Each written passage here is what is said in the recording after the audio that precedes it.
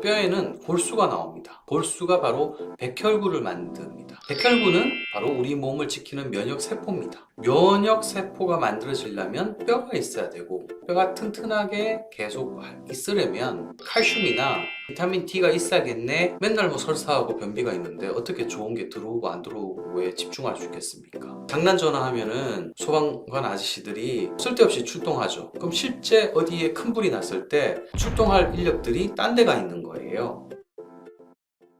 안녕하십니까? 우리 건강 지식을 쉽고 재미있게 알려드리는 통합의학 박사 박찬우라고 합니다. 자, 면역 너무 중요하죠. 우리 몸을 지키는 것은 국방력, 경제력이 아니라 면역력입니다. 면역은 분명히 있는 거고요. 면역에 좋게 하는 영양소에 대해서 오늘 말씀드리도록 하겠는데, 면역이 뭔지 궁금하신 분은 또 촬영된 영상이 있으므로 참고하시기 바랍니다. 먼저 비타민 중에서 비타민 D가 상당히 좀 중요하게 부각되고 있습니다. 사실 비타민 C나 비타민 B는 좀 아시는 분들이 많은데요. 왜냐하면 비타민 C는 쉽게 우리가 접할 수 있지 않습니까? 근데 비타민 D는 비타민 D 영양소를 딱 먹는다고 갑자기 막 피로가 없어지고, 또 비타민 D 영양제가 뭐 새콤한다거나 뭐 이런 맛도 아닙니다. 또 비타민 D는 또 햇빛으로도 받을 수 있다고 듣고, 이러다 보니까 굳이 뭐 먹어야 되냐 그런 생각을 가지시는 분들이 있는데요. 일단 비타민 D는 햇볕으로 받을 수 있는 게 맞습니다. 맞고, 창문으로 들어오는 것은 생성이 안 되기 때문에 직접 햇빛을 샤워를 하셔야 됩니다. 그러니까 햇볕을 보러 이렇게 좀 야외에 나가셔야 되는 거죠. 그리고 비타민 D는 또 어떤 음식에도 많이 들어있습니다. 어떤 음식에 들어있냐면 햇빛을 많이 받은 표고버섯, 버섯에 많이 들어있고요. 또 우유, 그 다음에 계란 노른자, 그 다음에 등푸른 생선, 그 다음에 참치, 이런 데 들어있습니다. 근데 충분한 우리 혈중의 그 비타민 D 농도가 한국 사람이 좀 낮아요. 다른 위도보다 우리가 좀 높은 데 있기 때문에 낮은 데다가 우리가 이제 지하철을 타고 다니고 빌딩 안에서 주로 근무하고 아침 일찍 나와서 저녁 늦게 퇴근하시고, 특히 얼굴이 까무잡잡한 분들, 또 살이 찌신 분들, 이런 분들은 혈중 비타민 D 농도가 그것이 아닌 경우에 비해서 상당히 적게 나타나기 때문에 우리는 좀 더 많이 비타민 D를 가져야 될 필요가 있습니다. 그 방법이 먹는 음식, 그 다음에 주사, 영양제, 햇볕 이렇게 있겠죠. 그래서 저는 햇볕과 비타민 D는 원래 음식으로 들어오는 거거든요. 그러니까 꼭 주사보다는 음식이나 영양제를 저는 권유하겠습니다. 그리고 영양제로서 좀 높여야 될 필요가 있는 경우는 우리가 면역력이 약해졌을 때 특히 필요하거든요. 또 뼈 건강에 좋아요. 왜냐면 칼슘 흡수에 도움이 되기 때문에. 근데 면역 얘기하다 갑자기 뼈 얘기를 왜 하느냐? 제가 일전에 한번 강의한 적이 있었는데요. 뼈에는 골수가 나옵니다. 골수가 있어요. 그 골수가 바로 백혈구를 만듭니다. 백혈구는 바로 우리 몸을 지키는 면역세포입니다. 거꾸로 보면 면역세포가 만들어지려면 뼈가 있어야 되고, 뼈가 잘 안 부러지고 뼈가 튼튼하게 계속 있으려면 칼슘이나 비타민 D가 있어야겠네 라고 이제 역으로 정리가 되겠습니다. 또 비타민 D는 면역세포 중에서 자연 살해세포인 NK세포나 T세포가 나쁜 놈들과 싸울 수 있도록 돕고요. 그 외에도 특히 암 중에서도 자궁암, 유방암, 대장암, 전립선암처럼 호르몬과 관련된 그런 암에 좋다는 연구 결과가 많습니다. 그 외에도 천식이라든지 우울증, 다발경화증, 심장병 관련해서도 좋은 연구가 있고요. 만약 비타민 D가 부족한 경우에는 알레르기가 많이 증가되더라라는 연구도 있고요. 그리고 피부나 폐, 장내 항균 물질 생산에도 도움이 되고요. 또 여러분, 그 자외선 차단제를 많이 바르기 때문에 비타민 D가 많이 안 생긴다는 그런 일반적인 상식도 있지만, 최근에 자외선 차단제를 자주 정기적으로 사용한 사람이 잘 안 쓰는 사람보다 혈중 비타민 D 수치가 높다라는 연구 결과가 나왔어요. 왜냐하면은 이분들은 워낙 밖에 많이 나가기 때문에 자외선 차단제를 바르긴 하나, 밖에 나가서 아무래도 활동을 많이 하는 사람은 어쨌든 비타민 D가 많이 생성될 수 있겠죠. 자외선 차단제도 바르면서 밖에도 나가는 거, 이게 다 일석이조가 되겠죠. 그리고 또 비타민 D 혈중 농도가 38 나노그램 이상이면 바이러스 감염에 강하다, 즉 감기에 덜 걸린다라는 그런 연구도 있었고요. 비타민 D 하루 1200 IU를 섭취한 아이들은 그렇지 않은 아이들보다 인플루엔자 감염률이 절반으로 나타났다라는 것도 있고요. 그 다음에 천식 환자의 91%가 비타민 D가 결핍돼 있더라. 또 아토피 있는 아이들은 비타민 D 결핍이 높더라라고 돼 있고요. 류마티스 관절염에도 도움이 된다. 중이염에도 재발률이 떨어지더라라는 걸 전체적으로 보면 면역에 관련된 그런 질환과 밀접하게 관련이 있다는 것이 임상, 사람을 통한 연구를 통해서 알 수 있겠습니다.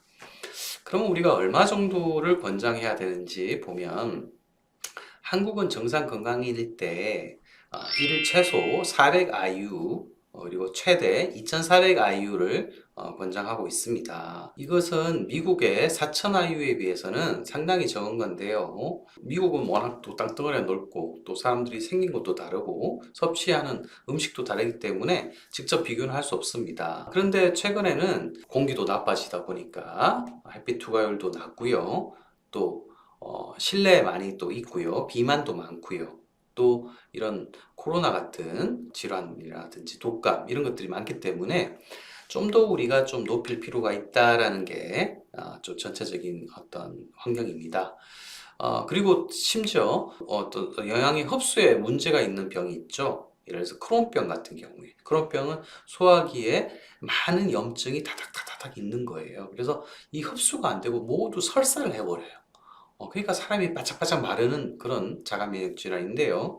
그 외에도 위장을 위를 잘라내는 수술을 했다거나 간경화가 있거나 이런 경우에도 흡수가 잘 안 되기 때문에 좀 더 많은 투여를 할 필요가 있습니다. 그래서 요즘은 최대 2400 IU까지 좀 권장을 하는 편입니다. 비타민 D 영양제를 보시면은 되게 작아요. 아주 작아요. 모든 영양제 중에서 가장 작다고 보시면 되는데요. 이 영양제 하나를 먹는 게 그렇게 어려운 게 아니겠죠, 그죠? 그러니까 다른 비타민이라든지 미네랄 이런 걸 드시면서 하나 정도 따로 드시는 것도 저는 권장을 하겠습니다. 그리고 비타민 D는 혼자 작용하는 게 아니라 사실은 비타민 K2가 있을 때 되게 활성화됩니다. 그리고 비타민 K2는 이건 유익균, 미생물에 의해서도 만들어지고요. 또 미생물은 아시다시피 프리바이오틱스, 식이섬유가 이제 먹이가 돼서 만들어지잖아요. 그러니까 이렇게 보시면 돼요. 비타민 D만 있어서는 안 되고, 비타민 D가 몸속에 많이 있으려면 몸에는 비타민 K2도 들어와야 되고, 이거는 유익균도 필요하고 유익균의 먹이도 필요하겠구나. 그게 우리가 이제 야채를 많이 먹고 하면 유익균도 많이 생기고 또 비타민 K2도 생기고 이게 비타민 D까지 연결되는. 그러니까 조금 좀 비약해서 말씀드리면, 야채를 많이 먹으면 또는 식이섬유를 많이 먹으면 면역력이라든지 뼈 건강까지 좋아지겠네 라고 이렇게 또 우리가 간단하게 심플하게 생각할 수도 있겠습니다. 두 번째, 프로바이오틱스를 말씀드리고 싶은데요. 유익균인 프로바이오틱스는 면역력에 좋냐, 면역세포가 많은 장에 좋냐라고 이제 물어보실 수 있는데요. 장 점막은 우리 외부 물질인 음식이 선택적인 투가 되는 곳이에요. 그러니까 점막에서 필요한 건 싹싹 들어오고 필요 없는 것은 안 들어오게끔 하는 그런 수문장 역할을 하는 곳이 장 점막인데요. 장 점막에 문제가 있는 경우에는 SIBO라든지 LGS라고, SIBO는 소장내 세균 과다 증식증이고요. 그 다음에 리키것 신드롬은 장누수 증후군입니다. 그래서 이런 것들이 생기면 소화가 안 돼요. 소화가 안 되면 나쁜 것들이 자꾸 들어오거나 염증이 많이 생기니까 면역이 안 좋아지겠죠. 근데 이 장 점막에 이뮤노글로불린 A, IgA가, 즉 면역 항체가 많이 생성되는 데 있어서 프로바이오틱스가 그 촉진 역할을 합니다.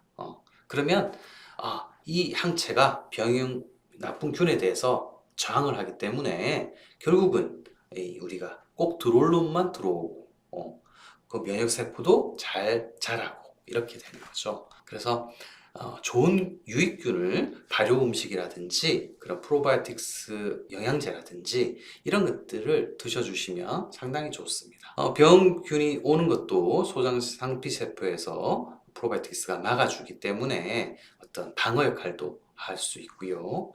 그리고 프로바이오틱스 유익균만 드실 게 아니라 효소도 필요해요.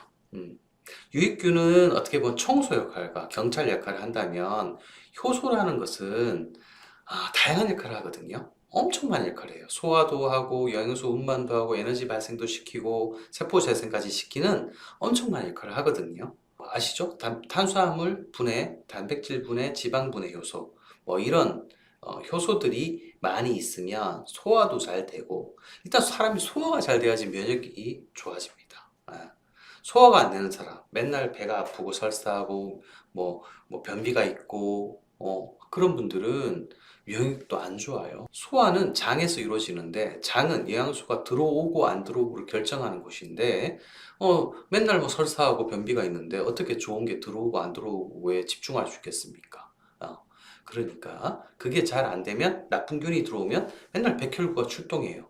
우리가 장난 전화하면은 소방관 아저씨들이 쓸데없이 출동하죠. 그럼 실제 어디에 큰 불이 났을 때 출동할 인력들이 딴 데가 있는 거예요. 그런데 장에 어떤 프로바이오틱스 유익균이나 효소가 그 역할을 잘하면 소화도 잘 되고 면역도 좋아지고 그렇게 되겠죠. 상호 보완적으로 효소는 같이 들어가 있는 그런 음식이나 프로바이오틱스 제품들이 좋겠습니다. 프리바이오틱스가 어떤 역할을 하냐면 우리가 이제 면역이 너무 오버해도 안 돼요. 면역이라는 것은 외부 이물질에 대해서 자기가 아는 것에 대해서 저항하는 힘인데요. 이것이 약간 꽃가루 정도 날리는데 꽃가루가 우리 몸에 아주 나쁜 건 아니거든요. 그거는 꽃이 자기가 생식을 하기 위해서 날리는 가루잖아요.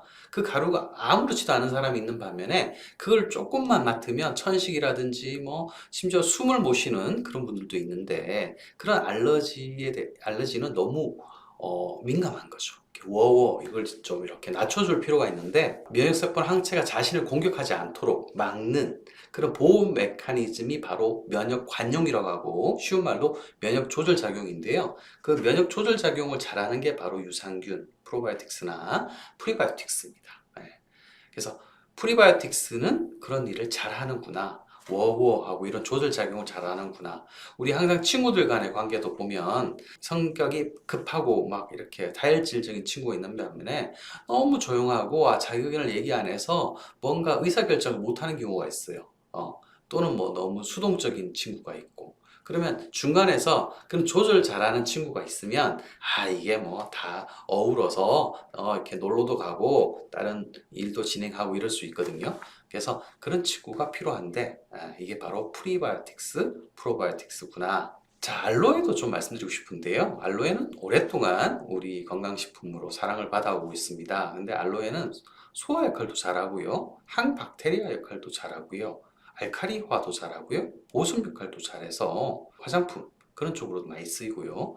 또 혈당이나 콜레스테롤을 좋게 하는 그런 역할도 해요. 그래서 알로에는 피부, 장 건강, 면역 이 일석삼조 역할을 같이 하기 때문에 알로에 자체가 안 좋은 환경에서도 얘가 잘 자라잖아요. 이렇게 척박한 환경에서 잘 자라는 식물들이 보면 아주 그런 약효가 많습니다. 우리 80세 이상 장수 1세대 할아버지 할머니들의 특징은 그분들은 흙과 함께 살아왔어요. 그러니까 뭐 그때는 가공식품도 별로 없었고 농약도 별로 없었고 뭐 항생제 이런 것도 없었죠. 그러다 보니까 뭐 그냥 그 들판에서 나는 거 먹고 만지고 흙도 만지고 막 이러다 보니까 자연식품 안에 들어있는 유익균이나 효모의 세포벽에 존재하는 베타글루칸이라는 그런 다당체가 많이 있는 것을 많이 드셨어요. 베타글루칸은 주로 어디 있냐면 버섯에 많고요. 그 다음에 귀리에 많습니다. 요즘 오트밀이라고 해서 그래놀라에 보면 귀리가 공통적으로 많이 들어있는데요. 왜 귀리가 좋은가 하면 귀리는 첫 번째 베타글루칸이 풍부합니다. 두 번째 식이섬유가 많은데 현미보다도 3.1배가 많고요. 사과보다 4.4배나 많고 양배추보다 4.2배나 많아요. 그러니까 똑같은 양을 먹어도 식이섬유가 풍부하니까 프리바이오틱스 역할, 그러니까 좋은 균의 먹이 역할을 많이 하겠죠. 그 다음에 변을 만들어주고 또는 콜레스테롤에 좋고 혈관 건강에 좋겠죠. 세 번째, 천천히 소화되는 탄수화물이다 보니까 어떻게 돼요? 포만감이 있겠죠. 그리고 혈당이 빨리 안 오르겠죠. 그래서 당 관리랑 다이어트에 또 좋겠습니다. 그래서 귀리를 많이 좀 드셔야 돼요.